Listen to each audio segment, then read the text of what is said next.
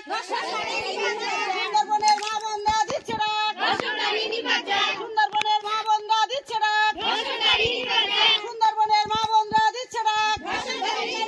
তোমার আমার কিশোর, তোমার আমার কিশোর, তোমার আমার কিশোর। দেখুন, আমরা সুন্দরবনবাসী হলেও আমরা এই আরজি করের খবরটা রেখেছি।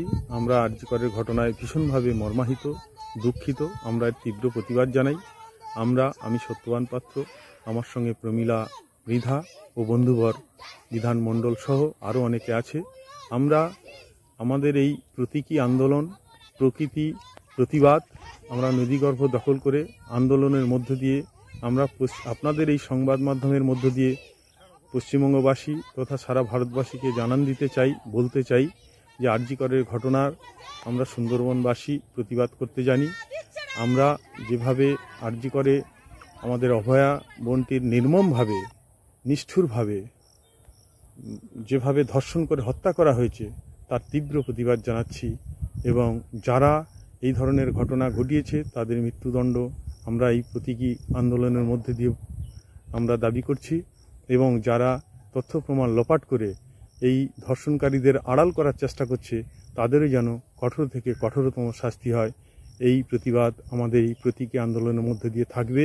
আমাদের আন্দোলন চলছে, জাস্টিস ফর আরজি কর।